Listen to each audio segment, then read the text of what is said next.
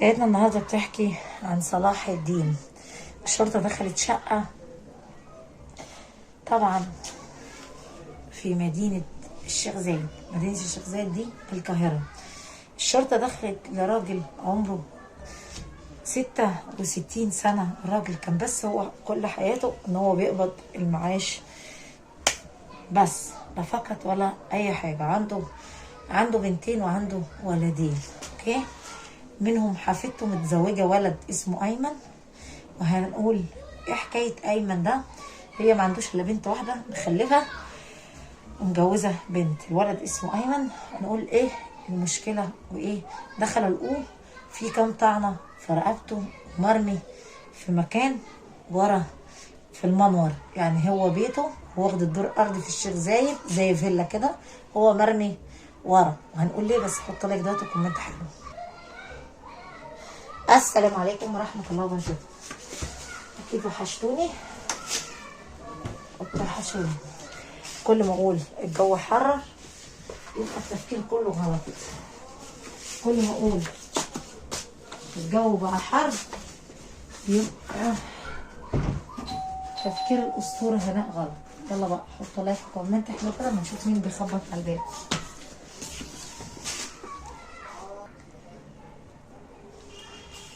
الكوم ده لازم نعبيه كده زي ما انتم شايفين عشان نقدر نشتغل عليه في وقت فاضي. يعني من الاخر وقت فراغ. انا ما عنديش فراغ، انا الصراحه حلوه. انا خارجه اكمل بقيه اللبس لاولادي. طيب هتعملي ايه بقى يا هناء؟ هقول لكم. المكركب والمزفت ب60 زفت على دماغي اللي جابني هنحطه ايه؟ هنحطه كده. المهم هنضيع الفيديو كده وخلاص. المهم يا دي انت وهو وبتحبني زي ما انت بتقول من قلبك بس. بصوا ما عدا الحاجات الحلوه المتطبقه دي زي ما انتوا شايفين. لو كنت بتحبني من قلبك زي ما انت بتقول لأسطورة العالم العربي، هتنزل تحط لايك كومنت حلو كده لأسطورة العالم العربي وايه هناء ولايك. ويلا بقى نكمل قصة صلاح الدين. يلا حطوا لايك دلوقتي كومنت حلو. المهم يا حلوين،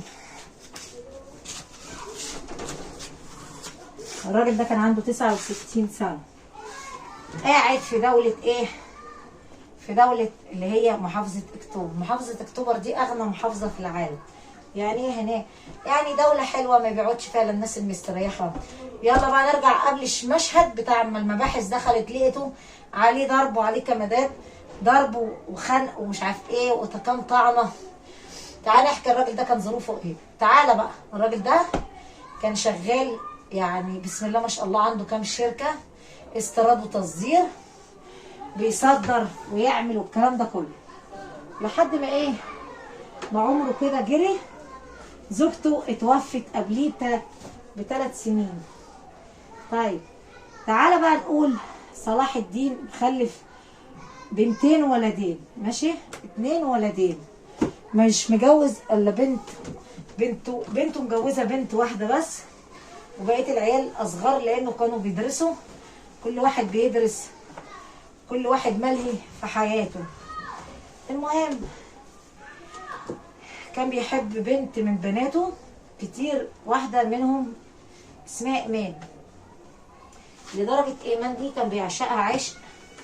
راح كاتب لها حاجات عشان يضمن لها حاجاتها قبل ما ايه، قبل ما يقابل رب كريم. طبعا الواد اللي اسمه ايمن اللي كان متجوز بنته التانية للأسف واد قليل الأدب مش متربي.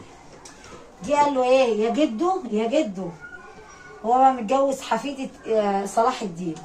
قال له يا جدو ايه رأيك يا جدو، انا عايزة انزل سيارة من البنك اشغلها اوبر وكريم وايه واستفاد بيها ومش عارف ايه. واد موظف كده على قده. قال له لا. قال له ما تروح تاخد كارد بعيد عني. انا مالي الصراحة الراجل، يعني انا مالي ومالي القصة ديت. انت عايز تاخد كارد انت حر، انت عايز تاخد فلوس انت ايه، انت حر. الصراحه الراجل رد قال له كده بكل يعني قوته العقليه والكلام ده كله. ليه بنت اسمها وسريا وسيا. البنت دي الكبيرة عندها 44 سنة. يوم اختفاء ابوها طلعت تصرخ وتصوت وتصوت. ابويا عمره ما خرج من البيت الا اليوم بتاع المعاش بس، بيجي السواق ياخده ويوديه لحد مبنى المعاش عشان يقبض وخلاص على كده. فين ابويا؟ وقعدت تصرخ وتعيط، دي بتحبه كتير. طبعا راحت بلغت الشرطه بعد 3 ايام اختفاء الراجل. كده انا حكيت لكم حكايته مع مين؟ مع الواد ايمن اللي هو جوز حفيده صلاح الدين قبل المشهد يعني. المهم كمل يا هرم. وبعدين كمل يا هناء. وبعدين عدى وقت كده، فرغوا الكاميرات لقوه هو اخر واحد. اتارته هو كان بيشتغل اصلا اوبر وكان بيراقب صلاح الدين كويس. طبعا الكاميرا جابت مين؟ جابت صاحبنا وهو وهو جايبه وهو ماشي معايا حلوين اخر وقت.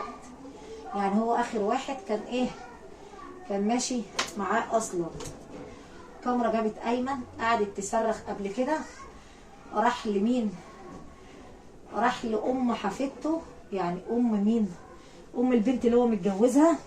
قال لها الراجل ده كبر وخرف، عايزين نقوم عليه قضيه حجر. طبعا بنت الراجل قالت له ليه تحجر على ابويا؟ هو انت لك حاجه عند ابويا يا كلب؟ انت حلال الله متجوز بنت اختي. انت مين انت ياض عشان تعمل ترفع على ابويا انا؟ مين انت؟ لك ورث عندنا ولا ايه؟ ابويا هو حر مش هيدي حد جنيه. مين انت عشان انت تشتم على ابويا وتقول الكلام ده على ابويا؟ طبعا قال لهم انا هقتله لو ما ادانيش اجيب عربيه سياره اشتغل بيها اوبر، والله لا اقتله. كده انتوا عرفتوا كده القصه. فما جت ويسا لقيت مين؟ لقيت ان في المباحث قالت ان ده اخر شخص تعرفوه اسمه ايمن. طبعا التحريات عملت اجراءاتها كده ان ده اخر واحد هو ايمن. طبعا يا حلوين اللي حصل اللي حصل يا ابطال؟ هقول لكم انا دلوقتي. بصوا بقى، راح مصوت طبعا يا حلوين الضرب. وبعدين يا هناء نكمل بقى قصتنا. فضل بقى المباحث قالت اخر واحد اسمه يا حلوين؟ اسمه ايمن. طلع قالت له بنته اللي هي الكبيره اللي هي عندها 44 سنه، الولد ده هدد ابويا وقال انا هقتل ابوكي. طبعا طلعت قوه بسرعه بالقبض على مين؟ على ايمن اللي متجوز حفيدته. للاسف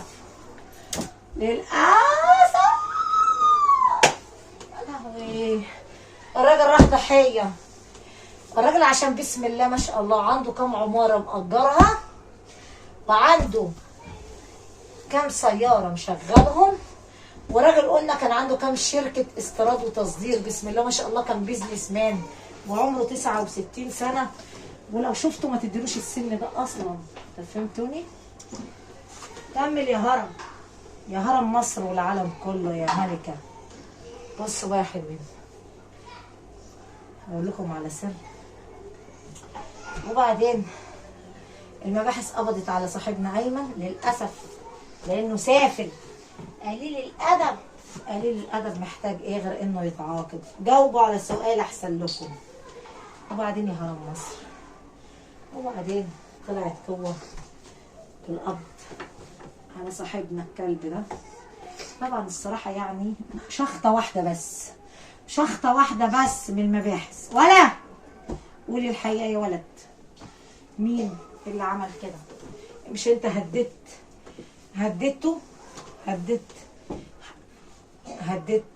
جد مراتك؟ قال حصل. طب ليه عملت كده؟ انا كنت عايزه يضمني في البنك، لا اما يديني شات فلوس، يديني 250,000 جنيه اشتري سياره واشتغل بيها بدل ما الدنيا جاي عليا وهو معاه الفلوس متلتله. سمعتوا القصه؟ الراجل ده معاه فلوس قد كده متلتله على قلبه. قال له وبعدين خلي ان معاه مال قارون، معاه 2 مليون 10 مليون، احنا مالنا؟ مالك انت يابا؟ هي دي فلوسه، هو حر. الراجل هو حر في فلوسه. ايش دخلك انت يا بقى بين فلوسك وفلوسه والتمثيليه الكدابه دي؟ مالك؟ قول الصراحه ياض. الشكوك كلها حواليك، انت اللي قتلت صلاح الدين.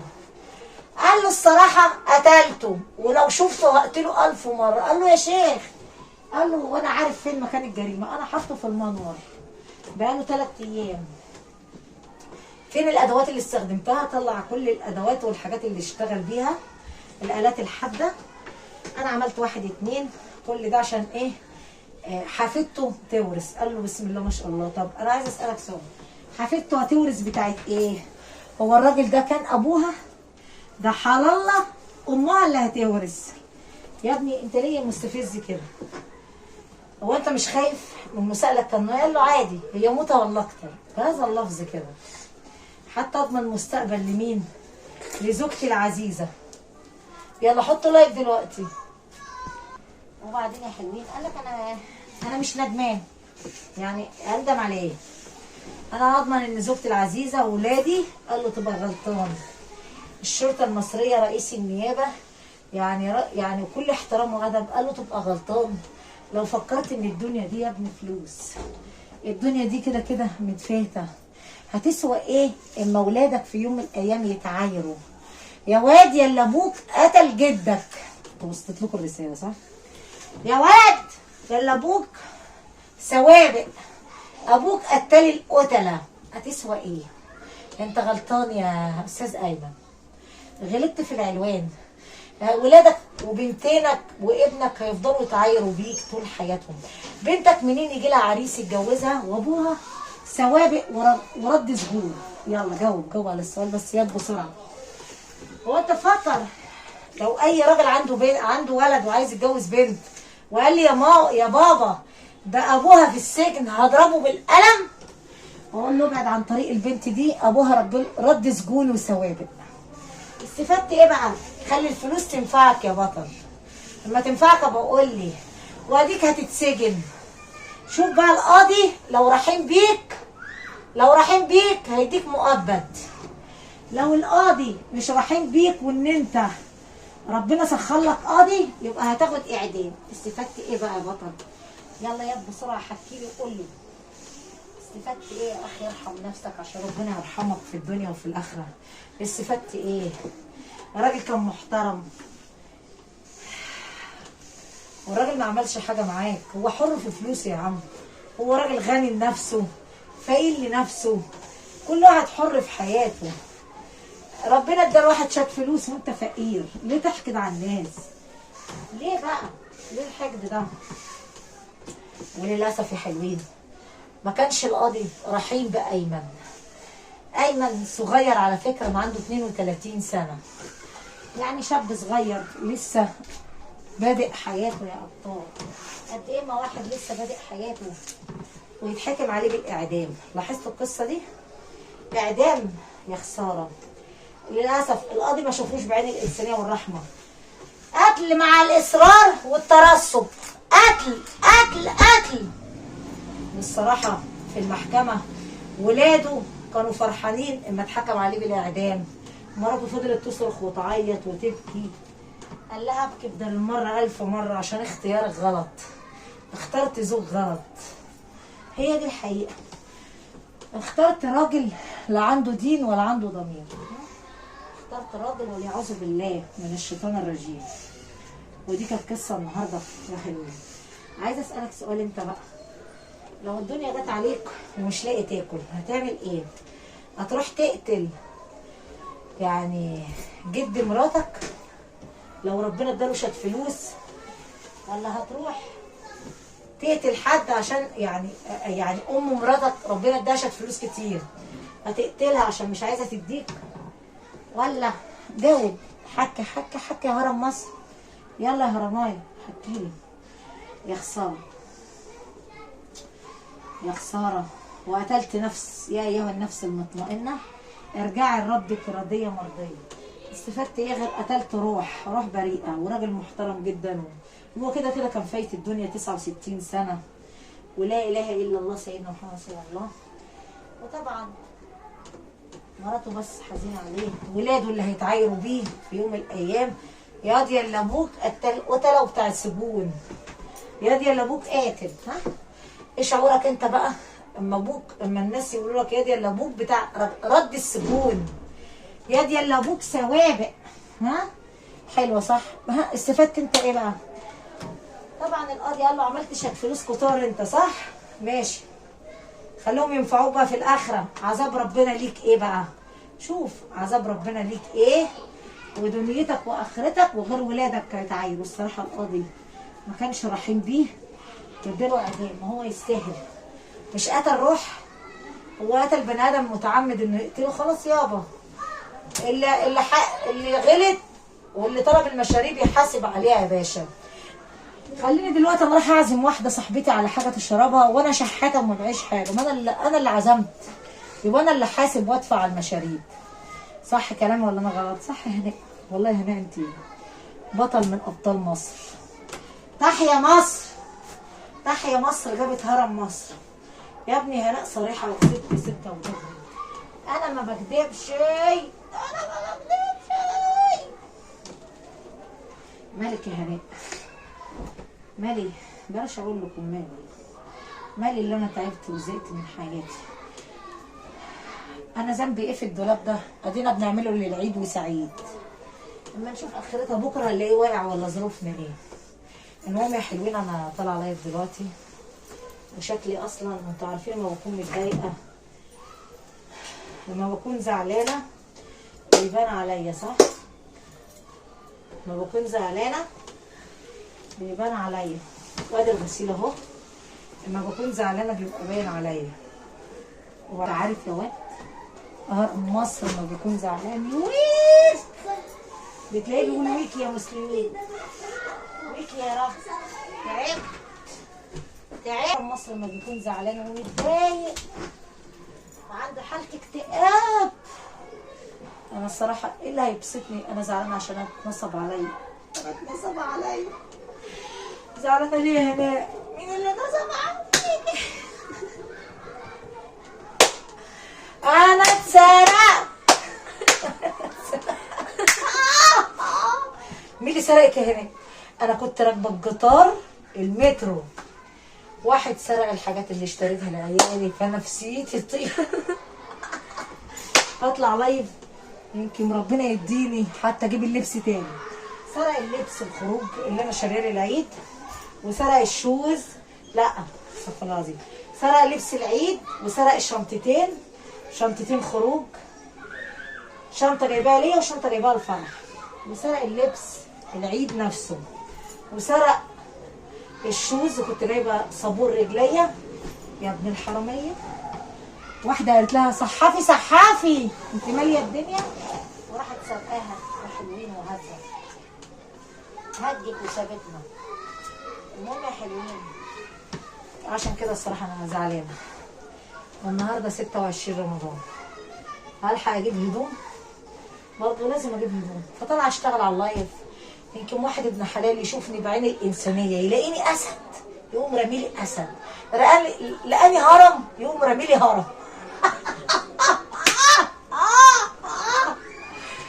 لقاني فرسه يقوم راميلي فرسه، حصان يعني، على حسب عينيه الحلوه هتشوفني ازاي. لقاني وحش الشاشه يقوم حاطط لي وحش كبير. يا رب بحق جاه النبي والايام المفترجه دي، اللي هيراضيني على اللايف يراضيه ربنا. اجيب اللبس للولاد، اللي يشوفني بعين الانسانيه ويقول الماما دي غلبانه، ده وحش كبير حاطط لي حتى اسد هرم. المهم حاجه تليق بمقامي. المهم يا عيال، ورحمه ابويا ما بهزر على فكره، والله اتسرقت، ورحمه ابويا في تربيته انا اتسرقت، انا حلفت بابويا يا جدعان. فده اللي مزعلني وتعب ايه، مخلي نفسيتي صفار في النار. المهم بالليل هنكمل القصه بتاعت الاوضه التطبيق دي وايه، ونشوف الدنيا. المهم يا ولد، وحياة رحمة امك الغالية وحياة ابوك، طب يا رب يرزقك. لو عجبك القصة النهاردة بتاع صلاح الدين الايوبي. هتنزل ايه تحط لايك لهرم مصر، كومنت حلو عشان نشجع اسطوره العالم العربي كده، تنزل تتحفز وتشوف. حتى هناء عليا الحلال ما هعيد، انا هلبس الازدان ده تميمه حظي. انا حتى مش هعيد في العيد، انا هلبس القديم اللي عندي عشان ما معيش فلوس. الصراحه حلوه. هعمل كحك العيد لولادي، ولا اجيب اللبس اللي اتسرق، ولا اجيب ليا؟ انا عندي الدولاب فيه اشكالات والوانات والحمد لله. مش هعيد بحاجه، انا هعيد بالستر بس بتاع ربنا عارفينه. ودي طبعا كانت قصتنا النهارده مع صلاح الدين، عشان هنفتح دلوقتي لايف. ربنا يرزقنا باي حاجه كده ويفتح لنا الباب بركه سيدنا النبي يا رب. اللي هيديني ويرضيني يرضي ربنا في حق جاه النبي في الايام المفترجه دي. لو حس بيا، لو قال لي انت محتاجه ايه هناء، اقول له محتاجه ايه؟ محتاجه ترضينا دي باللبس بتاع العيد بتاع الولاد. ودي كانت قصتنا النهارده. انا ده في قوام هنا غسيل بس ما تدقوش. المهم احنا رصينا كده اهو. خليكوا شاهدين، خليكوا شاهدين. لوحه فنيه اهي لسه تحت. اللوحه اهي، اللوحه اهي شايفينها باين عليها تحت. سيبكم من تحت دلوقتي، خليكوا فوق. بصوا فوق. المهم يا دي بتاع فوق. دي كانت قصتنا النهارده. حط لي لايك وتكبر بخاطري كده عشان ادعي لك كده ربنا يرزق كل واحد يحط لي لايك يا رب. بحق الايام المفترجه وليله القدر لا يحط لي لايك تفتح له باب الرزق وتبعد عنه ولاد الحرام. ولو بتشتغل يا رب يحبب فيك صحبات الشغل. لو جبرت بخاطري عشان منصه اليوتيوب المحترمه ترفع لي الفيديو على محرك البحث، معلش اكبروا بخاطري يكبر بخاطركم ربنا. اعتبروني زلمه فقيره على الله وطمعانه في الستر من ربنا. حياه سيدنا النبي لما تكسروا بخاطري لا تحطوا لي لايك بسرعه كده، كومنت حلو. واللي عايز يتواصل مع هرم مصر ينزل معايا دلوقتي على التيك توك يا ابطال العالم العربي. وبعدين هنا وبعدين تعبت ورحمه النبي، تعبت بس على الاخر على الاخر. وبعدين وبعدين زهقت من عيشتي. انا هاجر اطلع لايف يا جدعان ربنا يرزقكم. بحبكم كتير. تعبت يعني. لا المصحف تعبت يا جدعان. تعبت من الشغلانه السوداء دي. ده في كوام يخرب بيتكم. المهم يا عيال دي كانت قصتنا النهارده. لو عجبك قصه هرم مصر هتنزل ترزع اللايك لاحلى هرمان ولاحلى اسطوره مصريه. ولو ما عجبكش حاجه برضه عادي عشان معاك. بحبكم كتير، بحبكم. يلا بقى حط لايك كومنت حلو وسيبكم من هرم مصر ده. حط لايك كومنت حلو يا حبايبي في الدنيا.